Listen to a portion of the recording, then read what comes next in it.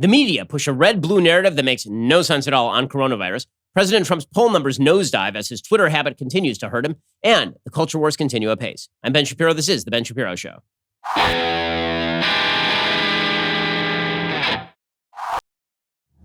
Today's Ben Shapiro Show is sponsored by ExpressVPN. Your online activity should not be public. Protect yourself at expressvpn.com/Ben. All righty. Well, I hope that you had yourself a mildly relaxed weekend. We're going to get to all the news. There's a lot happening out there, from people defending their houses with guns to the president dropping in the polls and all of the culture wars and all of that. I want to start with, obviously, the big news of the day continues to be the spike that we are seeing in many states, really across the country. I think virtually all states, except for a couple, have seen increases in cases in COVID-19. That, of course, is not a major shock. As you continue to release people back into public, you are going to see more cases. The question is, does it overwhelm the hospital systems? One of the big questions has been whether the lockdowns are actually that effective, because we saw increasing levels of death in places like New York City, even after the lockdown. Also, one of the things that we saw is that when people get alarmed, they go back in their house without you actually having to tell them to go back into their house. One of the things that seems to be happening right now is that in states that are very hot, where there's a lot of air conditioning being used, the rates are going up. And that's because people are going away from the public places where they were gathering, outdoors, and they are going back inside and staying inside. So you're seeing upticks in places like California and Texas and Arizona. And the only common thread there is not a thread of policy. It is a thread that has more to do with the weather. If it gets really hot, you go inside. You're inside with a lot of other people. You're in close proximity with those people, and it's easier to get infected. Now, one of the things that we are seeing, and we really have not seen a major uptick in death, and that's been quite mysterious for a lot of folks. The death numbers over the weekend continued to be pretty low. Meaning that the death numbers on Sunday across the nation were actually the lowest that they had been since March, which is pretty shocking considering that we're supposedly experiencing this massive spike in the number of deaths across the United States. One of the reasons for that is because the age of people who are being infected is now extremely low, like a lot lower than it was originally. Before, it was mainly older people being sent back into nursing homes, and basically it was killing everybody off in that first wave. As I've said before, maybe the only thing that you can do here is protect the nursing homes and wear masks and socially distance. And that's pretty much it. Those are all the things. There's not another thing that you can do to prevent this thing from spreading. And once you have gone outside and you've been with other people, well, then there's going to be a certain number of infections. But there's some good news here. If the number of infections is going up and the rate of death is going down, that means the overall infection fatality rate is a lot lower than originally was supposed. Again, the CDC now estimates that 0.26% of people who actually get this thing and are infected by it are going to die. So 26 out of every 10,000 people who get this thing are going to die, which, again, terrible number, but not the kind of number where you shut down all of society for it, perhaps. Right? That is certainly a question worth thinking about. So whatever the actual overall numbers on this thing, we'll get to more of that in a second. The media have decided they're going to make this an attack on red states, which is unbelievable. If you follow the media narrative over the past few months, the media narrative went something like this. President Trump didn't act hard enough. He didn't act well enough. He didn't act strong enough at the very beginning. And therefore, there was this vast uptick. If it had not been for President Trump poo-pooing this thing at the beginning, or Fox News or Sean Hannity, then this never would have happened. And that was sheer crap. Nobody was calling for an actual shutdown anywhere in the country until the very beginning of March, by which point it was too late. The thing was already in circulation. New York didn't even shut down its state until late March, right? After President Trump had already basically started urging people to shut down, which was like mid-March, like March 15th, March 16th, when you started to see national attention brought from places like San Francisco and LA to shut down. But even the shutdowns in LA and San Francisco are not preventing the spike that we are now seeing in LA County. Right? So the idea that Trump was responsible for this is very silly. Then you saw a narrative, and the narrative was everybody needs to stay inside. It was imperative that everybody stay inside. Lockdown, this thing was going to kill you. It was going to kill your grandmother. It was going to kill everybody. And then there's a gradual release, and that began at the very beginning of May. And for about a month, there was no uptick. For about a month, there was an uptick in the number of cases, but there was not only not an uptick in the number of deaths. Nationally, there was a downtick, meaning in most states, it basically stayed stable, and New York really declined rapidly. Right? That was the story of the death rate from COVID-19. But the idea was that those red states were bad, right? Ron DeSantis in Florida was very bad. Brian Kemp in Georgia was very bad. Greg Abbott in Texas was very bad. All of those places were very bad because they had not shut down, even though they weren't experiencing vast, overwhelming death. Then there were these big protests, and the media suddenly swiveled. And the media narrative turned again. So remember, it started with, this is all Trump's fault. You need to shut down forever. Then it turned to, well, actually, if you go out and you're protesting for the right things, it's more important for you to protest in favor of overturning the American perception of itself and its own history. You need to go out and you need to protest the police. Go out and do it en masse. No problem. You're going to be immune. It's going to be fine. right? Racism is a more important public health threat than COVID-19. And so we saw literally hundreds of thousands of people across the United States out there protesting. Then the protests end, or at least they kind of fade off a little bit. And people start going out again because they're like, okay, hold up a second. You just said it's okay for me to be out. So you know what? I'm going to go out. All right. You said it. We're done. And people's activity starts to change and you start to see an uptick. And now the media's rage is turning back on the same red governor as it was 60 days ago when it was like, oh, look at this bad Ron DeSantis and bad Brian Kemp and bad Greg Abbott. Look at these terrible, terrible red states with their reopening. It's like, okay, hold up a second. They reopened the beginning of May. Nothing happened for a month. And then there were a bunch of protests right around Memorial Day.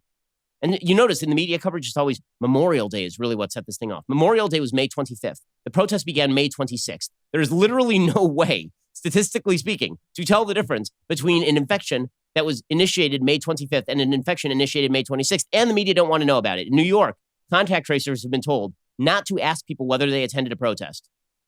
So the idea here is that it is only the reopening, but not the protest. Apparently, if you go to a bar really bad, if you go to an open air bar where you're just drinking and shouting about George Floyd, then fine, no problem whatsoever, right? Not a problem at all. And so we've seen as things have spiked, all of the blame of the media is going to go on the red states. And it's amazing. It's truly amazing because in the process of putting all the blame on the red states that have reopened, they're also trying to rehabilitate the worst governor in America, Andrew Cuomo, whose state has lost over 30,000 people. Now recognize that to this point, the state of Florida has lost between 3,000 and 4,000 people. The state of California has lost something like 4,000 people. The state of Texas has lost under 3,000 people last time I checked. New York got absolutely walloped, right? New York got killed. I mean, literally speaking, many New Yorkers got killed. And Andrew Cuomo is being trotted out there as a model of what a governor should do. Well, meanwhile, these red states are very bad. So CNN showed a chart, and this is just, goes to show you the political narrative of the media. Super dishonest. The CNN, over the weekend, they show a chart. And what the chart shows, for people who can't see, is they divvied up the 7-day moving average of new cases in Trump states and in 2016 Clinton states. And what it shows is that the 2016 Clinton states, they had this massive spike, and then it sort of wavered off, and then it's increasing again mildly. Meanwhile, the red states, what you see is it increased fairly quickly, then it held steady for a long time, and now it's zooming up again. Right? It's zooming up again, beginning, shock of shocks, like near the beginning of June, about a week and a half after the protests began. But we can't blame it on the protests. So it's probably the reopening. You see that long period on this chart. If you can see the chart, you see the long period on the chart between the beginning of May and the beginning of June, where everything is perfectly stable? Well, apparently, no. Right? Apparently, that doesn't exist anymore. So in any case, the idea is that red states are bad and blue states are good. Now, this chart is flawed in about 30 different ways. It's flawed, number one, because the original spike does not really take into account the number of cases, like at all. Like if you're suggesting that back in March, like late March, there were only about 20,000 cases daily in places like New York, absolute sheer nonsense. Sheer nonsense. So the testing was not up to par. In the blue states, overall across the country, the testing was not up to par. So it's very difficult to tell how many positive tests there were in places like New York. Like if you believe that the blue states were only experiencing twice the number of positive tests as the red states in that period, then why was it that New York was hit with 30,000 dead? Right? It doesn't make any sense. The testing was just under par. So that's problem number one. But there's a bigger problem. And the bigger problem is if you're honest and you look at red by blue counties, right, not just states, because states are giant subdivisions of the country, but counties, because it turns out that a lot of red states include places like Dallas and Austin and Houston that tend to be a lot more liberal, right? If you look at county by county, blue counties versus red counties, what you see is they're identical. The county by county division, you see that same spike, and then you see the blue counties start to level off. The red counties are fairly low, and then they start to pick up right around the beginning of June, and now they're on exactly the same trajectory, like literally on the same line, on the same trajectory. So no, this is not a matter of red states versus blue states or evil red people versus good blue people or anything like that. So the media are promulgating a narrative. The narrative is that red is very bad and blue is very good. Now, in order to do that, they also have to explain away Andrew Cuomo. So they've decided that they're basically going to now recapitulate the Andrew Cuomo is the best governor in America story, which is just, it's amazing. I mean, the utter gall of people to suggest that Andrew Cuomo is a good governor, it's incredible. We're going to get to that in just one second. First, it may be tough to come by sleep these days. I mean, life is incredibly stressful. The news cycle is incredibly stressful. Hell, you don't know when there's going to be something happening in your city that's violent, or if you don't know when there's going to be a panic attack from COVID. You just don't know what the hell is going on. That means it's very difficult to sleep these days. Plus, if you have kids, they're home all the time, and that is incredibly stressful as well. This is why when you get on your mattress, you must be comfortable. And the only way to ensure that you're comfortable on your mattress is to have a mattress made just for you. I'm talking, of course, about Helix Sleep. Helix Sleep has a quiz that takes just 2 minutes to complete and matches your body type and sleep preferences to the perfect mattress for you. Whether you're a side sleeper or a hot sleeper, whether you like a plush or a firm bed, with Helix, there's no more confusion and no more compromising. Helix Sleep is rated the #1 mattress by GQ and Wired Magazine, and CNN called it the most comfortable mattress they've ever slept on. Just go to helixsleep.com/Ben, take their 2-minute sleep quiz, and they will match you to a customized mattress that will give you the best sleep of your life. They've got a 10-year warranty. You get to try it out for 100 nights risk-free. They'll even pick it up for you if you don't love it, but you will. Helix is offering up to $200 off all mattress orders for our listeners. Get up to $200 off right now at helixsleep.com/Ben. That's helixsleep.com/Ben. helixsleep.com/Ben. Okay, so they have to do 2 things. 1, blame the red governors, and 2, somehow rehabilitate Andrew Cuomo. And so the media are full on board with the rehabilitation of Andrew Cuomo. And Andrew Cuomo, I mean, I'll give this to the man. The man has serious stones. I mean, to oversee a state where 30,000 people die and then sit around ripping on states where like 3,000 people have died with the same population. And by the way, places like Florida are disproportionately elderly. Obviously, big nursing home population in Florida, but they didn't see a vast killing of the elderly. For Andrew Cuomo to be going around ripping on others is incredible. So here's Andrew Cuomo suggesting that Trump's decision to reopen the economy was wrong. Quick note, when Andrew Cuomo says things like this, recognize that the lockdowns in New York City may not, in fact, have been responsible for the actual decline of cases in New York City. It is possible that what happened is that it ran rampant through the population and knocked out everyone it was going to knock out. I mean, that is a real possibility in places like New York, because what you're seeing right now is that New York is reopening. New York is starting to open. We've seen pictures of people who are hanging around outside of bars in New York, right? Big crowds in New York. And they're not seeing a significant uptick in the number of cases. Maybe that's because a lot of people have already had it. And so they are not now transmission vectors. We don't know the answer to that. So it may not be that Andrew Cuomo's policy was all that good. It may be that he basically achieved a certain low level of quasi-herd immunity by allowing this many people to get the thing. Okay, so anyway, here's Andrew Cuomo suggesting that it's Trump's decision to reopen the economy that's caused all of this, which is weird because he's not in charge of states, is he? Are you now thinking that maybe we might not see everything goes remote now in the fall, given we're living with this virus until there's a vaccine? Well, your first point, yes, I agree with that. Everybody talked about the economic consequence, and the president said we should reopen and that's going to help the economy. It turned out to be exactly wrong. But there's also a social consequence. Okay, well, he didn't turn out to be exactly wrong. We're actually seeing a shocking V-shaped recovery in the economy. As people go back out, it turns out the economy has been upticking at a rather rapid rate. But it's not just Andrew Cuomo who's now trying to rehabilitate. Mark Levine, who's just a disaster area. Mark Levine is, of course, the chair of the New York City Council Health Committee. Right? He's also the same guy who claimed in the middle of this pandemic, first he told everybody to go out to Chinatown and party it up. Then Mark Levine claimed that the protests were going to be fine. That protests were totally cool. Now Mark Levine is claiming, and by the way, if you got it at the protest, it's because of racism. Racism was the cause of the uptick in COVID. Now, he's just frankly lying. He says, on the single worst day in New York City, back in mid-April, we had under 8,000 new cases. Well, no, your testing was off by like an order of magnitude. You did not have only 8,000 positives in a day. If you'd been testing properly, the number would have been a hell of a lot higher than that. The reason he's saying that is because Florida had 9,000 cases yesterday. Now, again, if you look at the Florida numbers, if you look at the state-by-state numbers in the United States, what you actually see is that Florida is basically stable in the number of deaths it's been experiencing on a day-by-day basis. I'm actually looking at the Florida statistics right this instant. And what you've seen, daily deaths per day in Florida, I'm going to read you since June 16th. 55, 25, 43, 40, 17, 12, 64, 45, 44, 37, 26, 27. Does that sound like an incredible, massive uptick? Like vast scores of deaths? Like, again, maybe it will happen. It could seriously happen. I mean, you're seeing more cases. It means more hospitalizations. But this notion that New York City somehow handled this thing well, and that Florida is handling this thing badly, and that we are seeing, vast numbers of deaths in Florida, not so far. Now, again, that could all change. It could be the health system gets overwhelmed. And it is important to recognize here that there is no way that a lot of people are not going to get this. The whole purpose of flattening the curve was not to change the area under the curve. I've explained this 1,000 times on the show. The whole point of flattening the curve was to prevent the overwhelming of the healthcare system. There has yet to be any serious evidence that Florida is being overwhelmed in terms of its healthcare system. In fact, Ron DeSantis did a presser yesterday in which Ron DeSantis explained at length that that Florida is not being overwhelmed. He says basically the number of people who are getting hit here, it's mostly people who are young. You're mostly seeing this in people who are young. And by the way, before I get to DeSantis, you can see that this is the reality, right? You can see in the chart of diagnosed cases versus deaths, you can see that there's this vast gap that has now emerged that shows that there's a huge, huge disparity between the number of diagnosed cases and deaths. Do we have that chart? It's a chart of diagnosed cases. There, a couple more charts. Let's see. Keep going. There we go. This is the 7-day moving average of reported COVID-19 cases and deaths with the 7-day lag.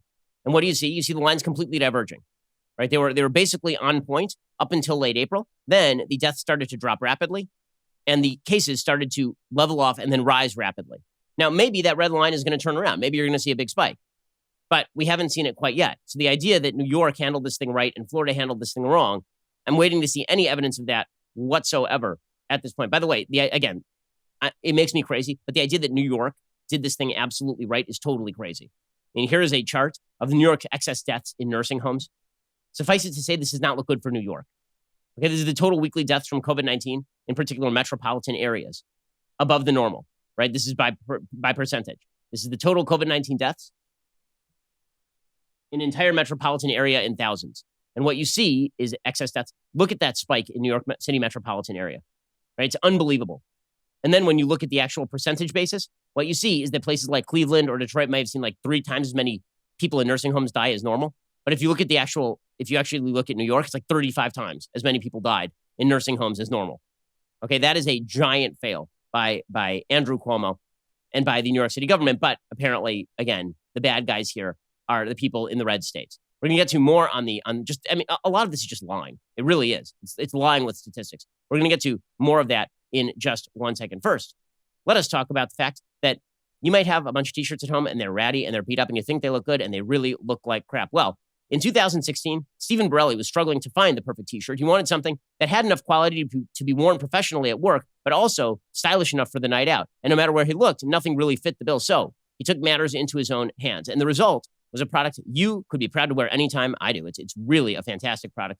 Fit, fabric, function, the only shirt worth wearing. I'm talking, of course, about Cuts.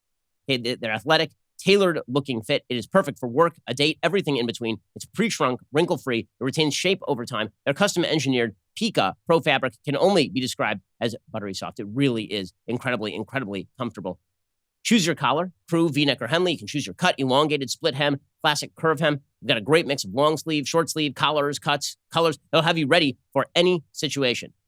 Okay, this is the only shirt worth wearing. Once you wear a Cuts shirt, it is impossible to choose a regular t-shirt. Again, also, it helps you stop spending so much time choosing exactly what you're going to wear in the morning. You throw on a Cuts shirt and some pants and you're done. Get on with your day. This is why Cuts is the only shirt worth wearing. It is a fantastic, fantastic, comfortable, good-looking shirt.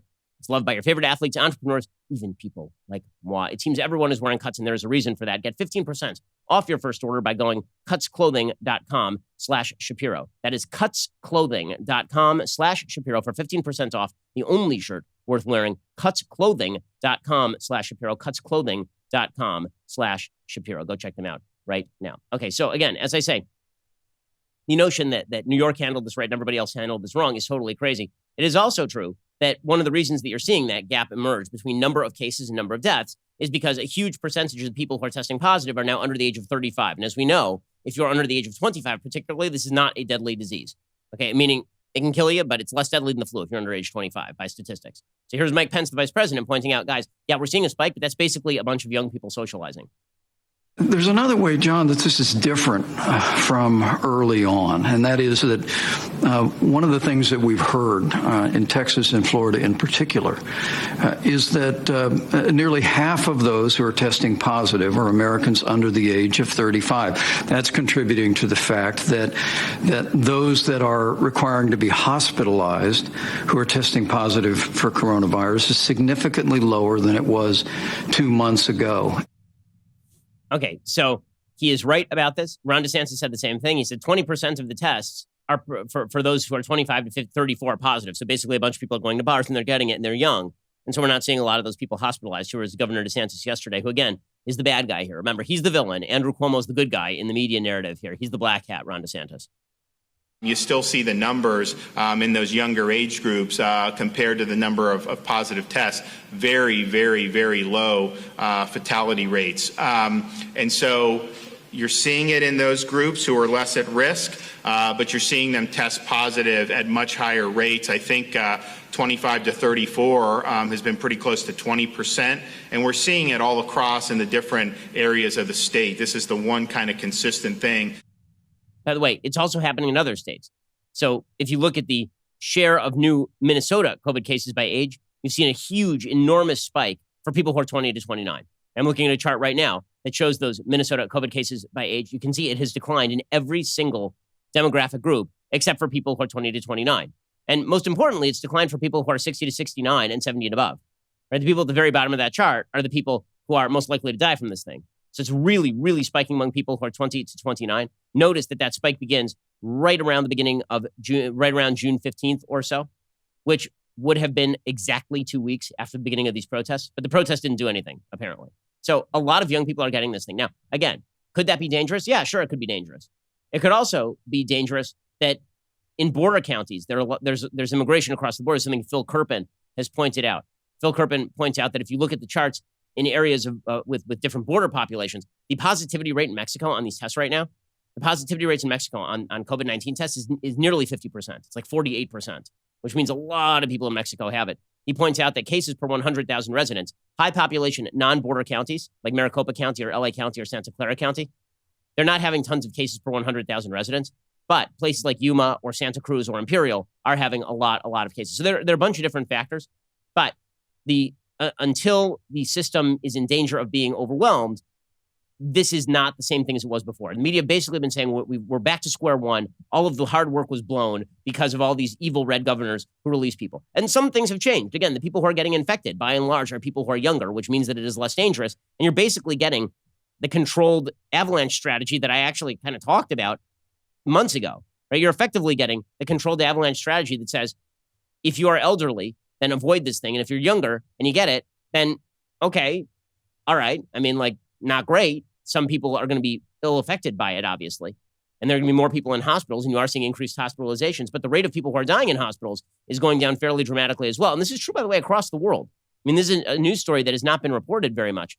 But late last week, it was reported by the science editor at the UK Telegraph that according to an Oxford study, hospital patients are now 4 times less likely to die than they were in April, because there are a bunch of different drugs that are being used that actually mitigate the impact, and doctors are becoming better at treating patients. It used to be they were sticking everybody on a ventilator. It turns out that is one of the worst things that you can do. So hospitals are getting better at treating patients. More of the people who are getting this are young. Does this mean that you should go out willy-nilly without a mask? No, it doesn't, because again, as you spread it, there are 2 risks. 1, you pass it on to somebody who's older who can't handle it, and 2, that you overwhelm the hospital system. But the notion that we are exactly back where we were, and that we were back where we were because of red state policy, is utterly crazy. And by the way, the red states are actually being pretty cautious about this. Right? Texas, last week, shut down all the bars again. Hey, then California, 2 days later, shut down all the bars. And it was like, well, look at Gavin Newsom. He's responsible, as opposed to that horrible Greg Abbott. It's like, well, no, that's not how any of this works. That's not how any of this works. It is also worth noting that when I suggest that this thing is less dangerous for people who are young, that is not just me saying this. It's the American Academy of Pediatrics. The American Academy of Pediatrics is openly saying at this point that all the schools should basically be reopened at this point. They put out a full statement suggesting that kids should be in schools. They say school policies must be flexible and nimble in responding to new information. Administrators must be willing to refine approaches when specific policies are not working. But no child or adolescent should be excluded from school unless required in order to adhere to a local public health mandate or because of unique medical needs. They say we strongly advocate that all policy considerations for the coming school year should start with the goal of having students physically present in school. That's the American Academy of Pediatrics. It's not radical right-wingers who are making that particular claim. So concerned but not crazy would be the answer here. Concerned but not out of your mind with worry would be the answer here. Cautiously, maybe even at this point, if you're talking about that, again, disparity between deaths and hospitalizations, maybe cautiously optimistic that this thing is starting to peter out a little bit. That doesn't mean be irresponsible. It means wear a mask and socially distance. We've seen this, again, radical increase in the number of cases. But notice how the media have decided they're going to talk about COVID-19 cases and they're not going to talk about deaths anymore. Right? They're only going to talk about cases and they're not going to talk about deaths. Right? Ron DeSantis has said that Florida has flattened the curve with respect to maintaining healthcare capacity. He says that testing capacity and PPE are in fine shape. He says treatments are improving too and in good supply. He says way fewer people now need medical ventilation than in March or April.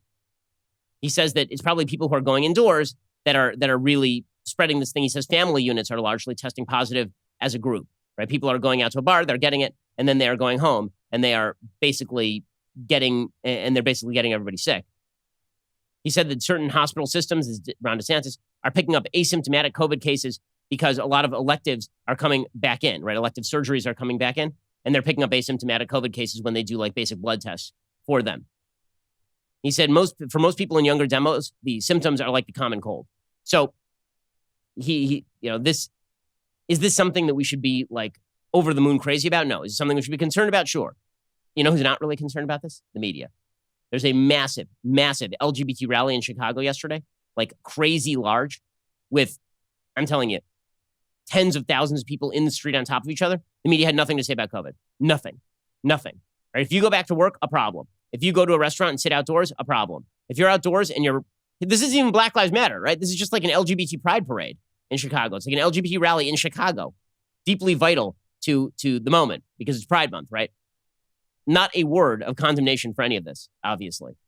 Really, really solid stuff. Okay, we're going to get to our political situation in just 1 second, and then we're going to get to the ongoing culture war that continues to rage out of control. First, let us talk about life insurance. So here's the reality. These days, a lot of people wondering about life insurance. The fact is you still can get life insurance. You can. This is why you need to go check out Policy Genius right now. It does not have to be a difficult or time-consuming process. You can just go get life insurance. You can do it quickly. You can do it easily. You can get it competitively priced. Policy Genius has introduced another winning combination, exclusive life insurance policy with affordable rates and a hassle-free application. Life insurance is great, okay? It is very vital. If you are a responsible human being, you want to take care of your family, you really don't have a choice but to go get some life insurance. Policy Genius will compare quotes from the top life insurance companies all in one place. It takes just a few minutes to compare quotes from those top insurers and find your best price. You could save like $1,500 a year, which is an awful lot of money. And this exclusive new policy that they have promoted over at Policy Genius, it makes things even easier. Now, qualified applicants can complete their medical requirements over the phone, which really saves you a ton of time. So if you need life insurance, but you don't know where to start, go get started right now at policygenius.com. In minutes, you'll be able to compare quotes, find the right coverage, and apply. You get the right life insurance coverage and the best shopping experience. It is a winning combination. Policy Genius. It's nice to get it right. Okay. Meanwhile, in the political sphere, all the news is bad for President Trump. I mean, it is unfortunate, fact of life. Apparently, there are news reports that President Trump is starting to feel the pressure. Well, yes, it's beyond time to feel the pressure. Everybody around Trump, even his friends, have been telling him, dude, you need to whip it into shape. I mean, this is not, your poll numbers are no good. They are no good. And when Tucker Carlson is going on national TV and saying, Mr. President, get this together or you're going to lose, it's pretty obvious exactly what is going on here. And in order for people to understand just how bad the situation is for President Trump, you have to understand that not only is he losing by nearly double digits in the Real Clear Politics polling average, but if you look at the electoral map right now, if there were no toss-ups, right, if you just took the Real Clear Politics poll average in every state, Trump would lose the Electoral College 353 to 185. He gets shellacked like McCain by Obama in 2008 as an incumbent president, which is nearly unheard of, right? Certainly the first time since George H.W. Bush for an incumbent president to lose, but at least H.W. Bush had the excuse of Ross Perot. Okay, let's go through this state by state in the Real Clear Politics polling average. Okay, Biden is now leading by 4 in Arizona, by 8 in Wisconsin, by 7 in Florida, by 9 in Michigan, by 6 in Pennsylvania, by 2.4 in North Carolina, by 16 in Minnesota, which the Trump team was trying to flip blue. Trump is only leading by 2 in Texas, by 4 in Georgia. He's statistically tied in Ohio. He's only up by 1.5 in Iowa, and Biden is up by 4 in Nevada. Those are really, really unpleasant numbers for President Trump, which means you would think that he really needs to step up his game. Because no matter whether you want him elected or you don't want him elected, a simple fact of the matter is that the president's current performance is not going to win him re-election. It's not. If things keep going this way, he's going to lose. Okay, and that is not an out-of-the-box anti-Trump thing. Again, I plan on voting for the guy. But if he doesn't pull this thing out, he's in a tailspin right now. And something needs to change. It needs to change radically. You know what won't change it? This Twitter habit. Now, I don't like talking about Trump's tweets because I find it boring. I think that President Trump simply sits there and when he's bored, he tweets. I think it really is that simple. I think like everybody else on Twitter, that's what he does. When I'm bored, I tweet. When President Trump is bored, he tweets. Twitter is a place for bored people. The problem is that when you have a window directly into the brain of the commander-in-chief, I mean, if Barack Obama had been, every thought that floated across his mind had been tweeted out, he would have been a lot more unpopular. People don't want every aspect of a politician's mind in front of them. It's what they don't want. In the same way that people don't like celebrities because they don't want to know what your favorite actor has to say about a particular topic because he's an actor. Right? This is why back in the 1930s, 40s, 50s, the studios used to keep their stars really under wraps. They were sort of the public face of the star, and then everything that went on behind closed doors went on behind closed doors. When it comes to politicians, the public generally wants that to be true as well. Like, we're all gossip mongers, and we all like salacious details, but the country, I think, was a lot better off when people were, let's say, less concerned with the sex lives of our president than when they were deeply concerned. Like JFK was a monster in private, and he's still widely considered a good president by the left particularly, simply because all of that stuff was basically buried by the media voluntarily. I'm not saying we should bury this stuff voluntarily. I'm saying be dull enough there's nothing to cover, right? Or at the very least, don't spill your guts out into public on a regular basis. So this reared its ugly head yesterday again when President Trump decided to retweet a video. And this made national news because, again, it is reflective of a narrative that the left would like to push, which is that President Trump is a white supremacist.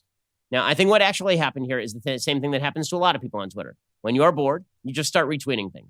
And when you retweet things, you don't always watch the video all the way to the end. And President Trump, as we know, has the attention span of a gnat, right? The president of the United States he literally will not read presidential briefings that are put on his desk.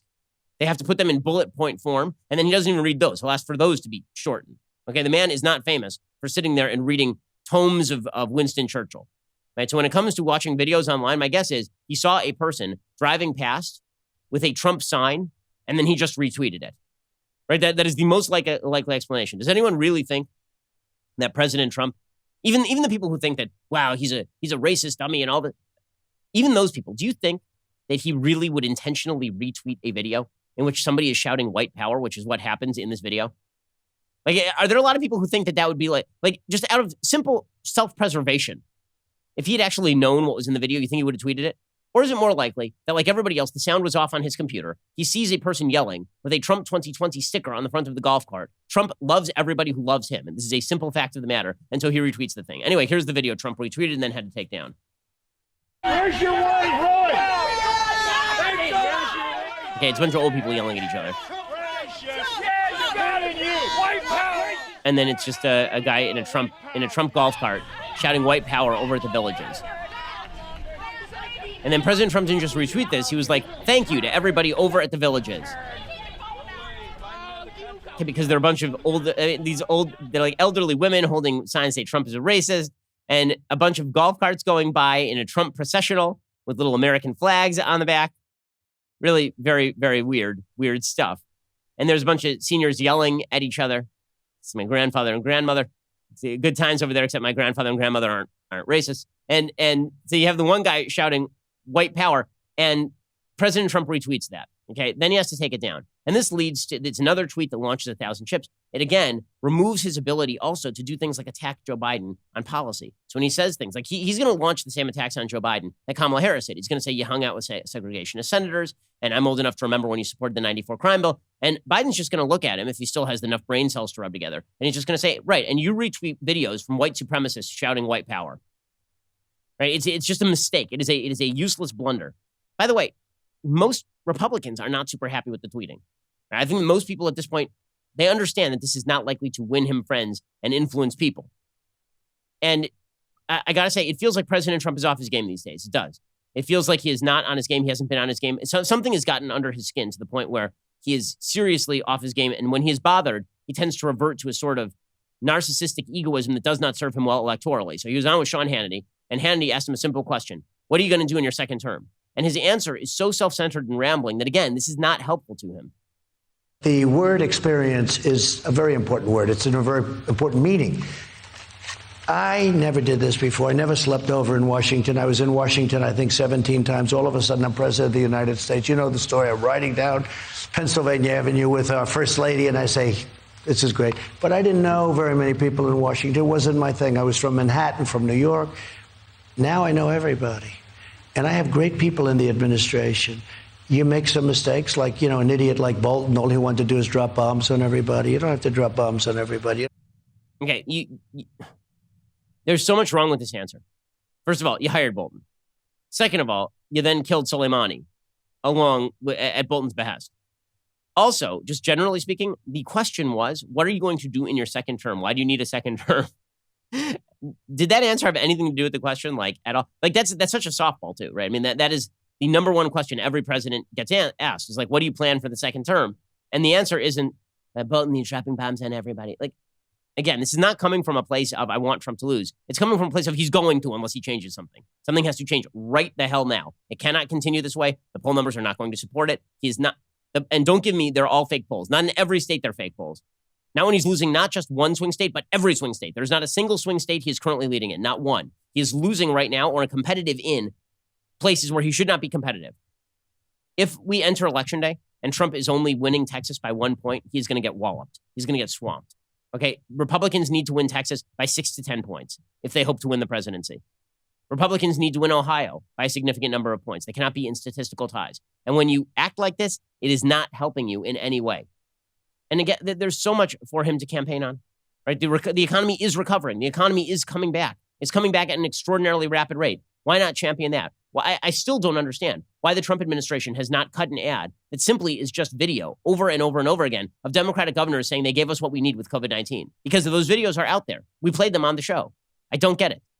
I don't understand why the president of the United States is not promoting the fact, and solely promoting the fact, that Joe Biden has nothing to say about the destruction of American history, that he's been hiding in the basement saying nothing about the destruction of American history. Now, hopefully he will say something. I think he's supposed to do a July 4th address from Mount Rushmore, and hopefully he'll say something there.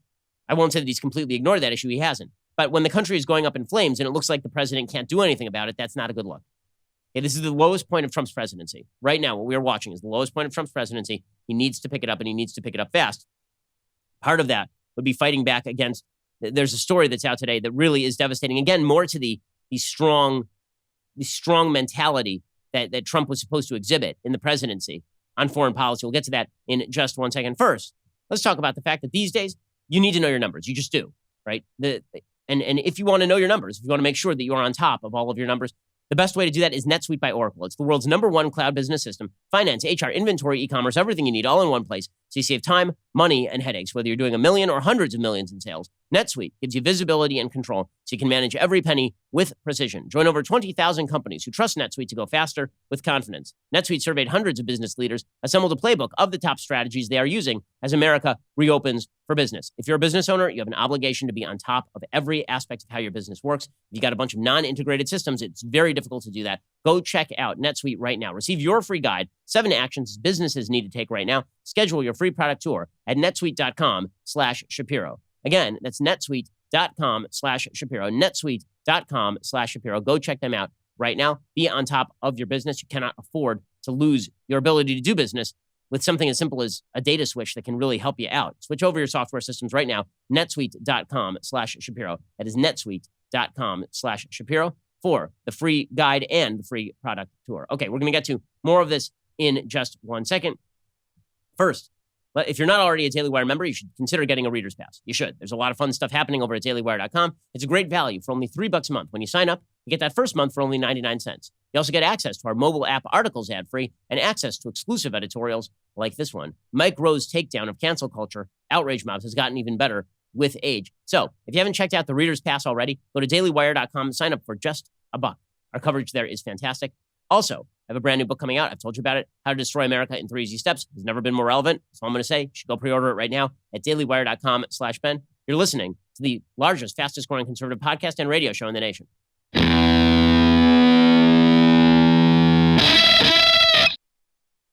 If there's a feeling among Trump voters that law and order is not prevailing at home, and also that we're not being strong abroad, that's about the worst combo for the president. And right now, that's sort of what a lot of people are feeling like.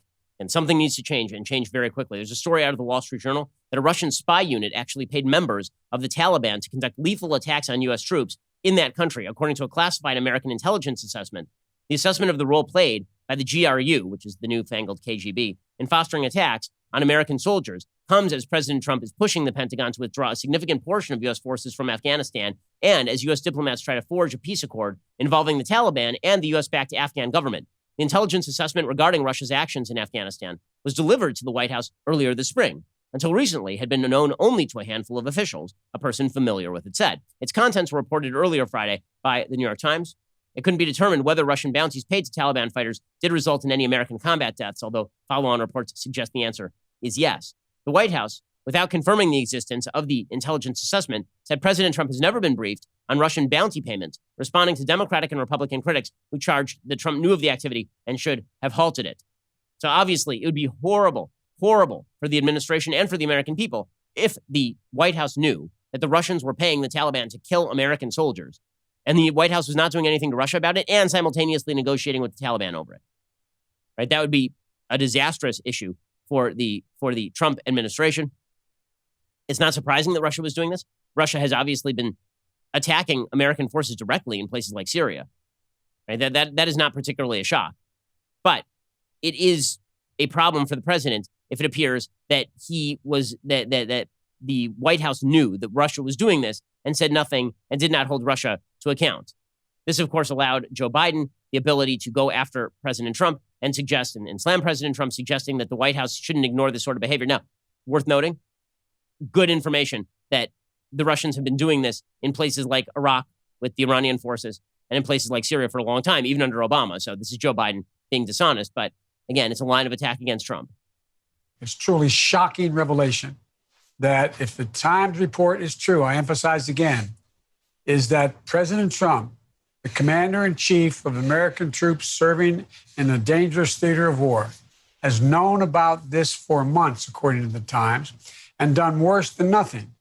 Not only has he failed to sanction or impose any kind of consequences on Russia for this egregious violation of international law, Donald Trump has continued his embarrassing campaign of deference and debasing himself before Vladimir Putin. Now, again, Biden is wildly dishonest here because Obama literally offered flexibility to the Russian government in the run-up to the 2012 election if they would lay off before the election. So let's be perfectly clear about this.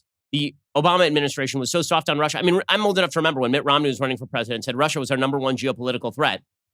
And Barack Obama, in open debate, said the 1980s calls and wants its foreign policy back. So I'm not going to hear this crap from Joe Biden, but is that a good look for the president? No, it's not a particularly good look for the president. You combine this sort of stuff with the overall feeling of just chaos in the country right now, and that's never going to redound to the benefit of an incumbent president. And there's a story that's getting a lot of attention out of St. Louis, Missouri. According to KMOV4, hundreds of protesters chanted and marched to St. Louis Mayor Lita Crusen's home Sunday night, calling for her resignation. A group of 300 protesters chanting, "Resign, Lita, take the cops with you," marched after Crusen read the names and addresses of demonstrators calling for police reform during a Friday afternoon Facebook Live video. Now, she has been doing that consistently in these videos. She wasn't singling out, my understanding is, only these people. Apparently, for the last 3 or 4 weeks, public records require that you are supposed to submit your name and your address, and she's been reading those out loud for weeks. But only these ones were the ones that caused an issue. In any case, a group of 300 protesters broke into a gated community. I mean, that's literally labeled private property. And then they broke into the gated community. They walked past these big palatial estates, and they walked over to the mayor's house, and they painted something on the ground. But the thing that's creating all sorts of news is the fact that there was a husband and wife who came walking out of their house, and they saw this big crowd coming into their private gated neighborhood. They walked out of their house, and they were holding guns. Now, quick point. Okay, if a bunch of people had broken into my property and were walking across my front porch, and this group of people had been threatening to get rid of the police, like wanting to get rid of the police, and protests had very often degraded into violent activity in the past several weeks. I don't know, these people are protesters. I don't know I don't know anything. All I know is that they've walked into my neighborhood by breaking into private property, that they've broken through a private gate in order to get there. They've walked directly, they've trespassed.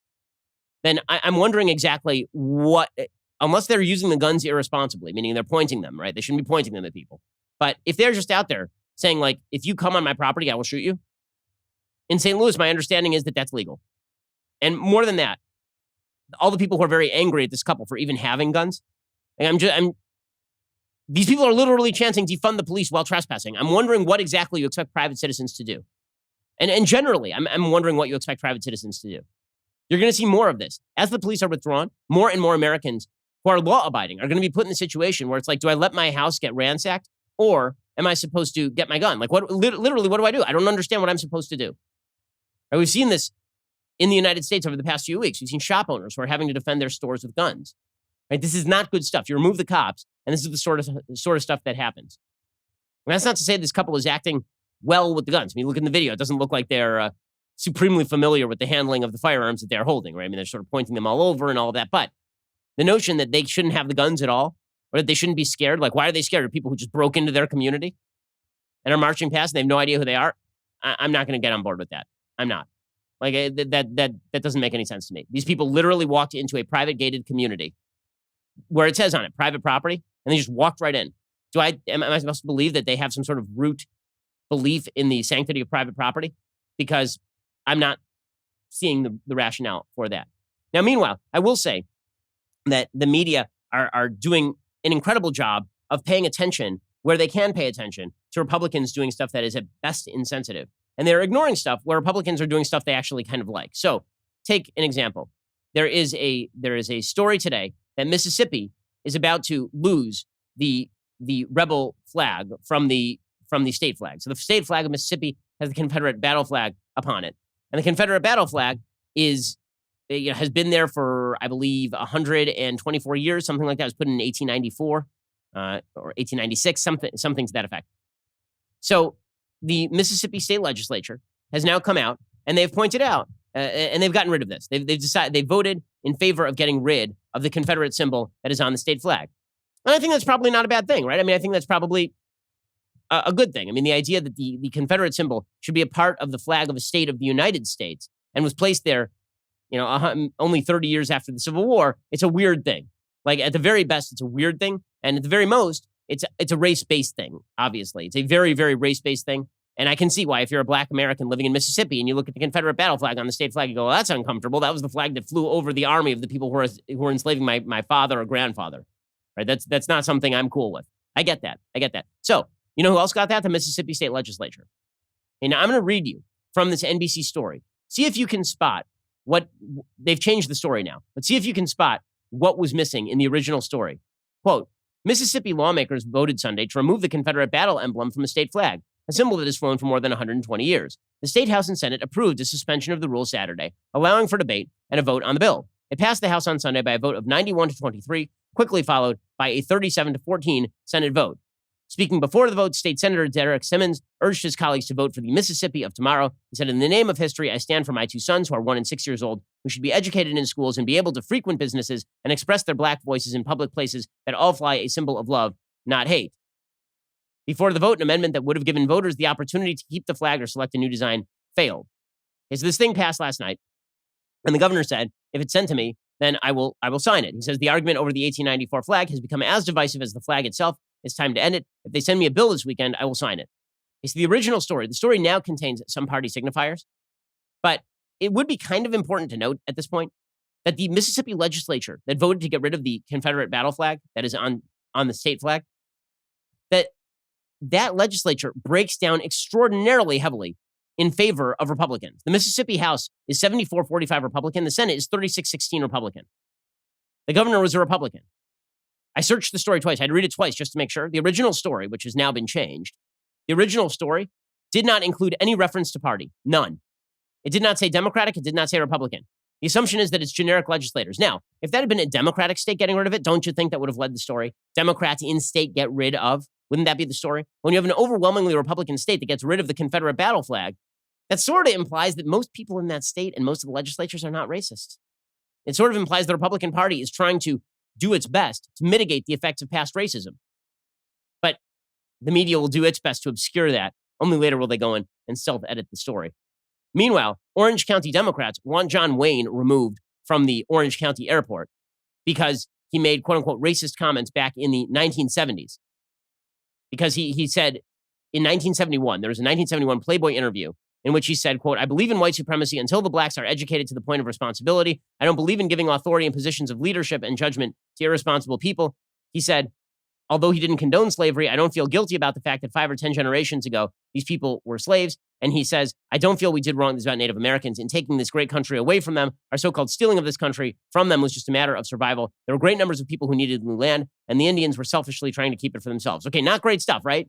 Obviously not great stuff from John Wayne. Circa 1971. I mean, what are we going to do? Exhume him and like burn him in effigy? By the way, the reason that John Wayne is on the Orange County Airport is not because of John Wayne's personal political views. The reason he's on the Orange County Airport is because, let's be frank about this, not tons of stuff is going on in Orange County. I'm from LA, okay? Not tons of stuff is going on in Orange County. John Wayne lived in Orange County, and John Wayne is an iconic symbol in American film. Okay, you literally cannot, there is not a single film star you could ever build a statue to or name a thing for who would be okay at this point. Like Bob Hope was the airport in Burbank, right? They changed it to the Burbank Airport. It was the Bob Hope Airport. I am sure you could dig up stuff that Bob Hope said that was politically incorrect and or wrong. I'm sure you could. But there are no limiting principles to this cultural revolution. Woodrow Wilson is going to be removed from the Princeton campus. They're going to do that because he was a vicious racist. I mean, Woodrow Wilson was, in fact, a vicious racist who attempted to foster segregation and who showed Birth of a Nation at the White House. I mean, really a terrible, terrible person. But let's be frank about this. Again, he was a Democratic president. And the notion that you're just going to get rid of he wasn't a Confederate. He was just a bad, bad man who was president. So I guess all of the names have to go. All of the names, except for the names on the back of the NBA jerseys. NBA players are now going to be allowed to put social justice statements on the back of their jerseys, per the report. I assume that we will see no social justice statements on the back of jerseys condemning the Chinese government for its forcible imprisonment of 1 million Uyghurs and the forcible sterilization of tens of millions of women over the past 40 years. I really don't think we're going to see a lot about human rights on that. Just a guess. Just a guess. But by the way, if the NBA thinks that this is going to add to its appeal, to have people wearing on the back of their jerseys political statements, good luck with that. Good luck with that. Really, making the world more annoying one step at a time. Players can speak out however they want, but the idea that you're watching a baseball game and suddenly you see on the back of somebody's shirt, "I voted Dole." Like, what in the world? Like, how about this? How about go to the New York Yankees style where nobody even has their name on the back of the jersey? Solid stuff happening here. Alrighty. Well, we will be back here later today with 2 additional hours of content. Otherwise, we'll see you here tomorrow. I have an All Access Live, by the way, so you should go subscribe tonight if you want to be part of the All Access Live. I answer your questions. I sing funny songs. I do funny dances. I wear funny hats. It's very bizarre, but people seem to like it. Go check us out right now over at dailywire.com/subscribe. Otherwise, we'll see you here later. I'm Ben Shapiro. This is The Ben Shapiro Show.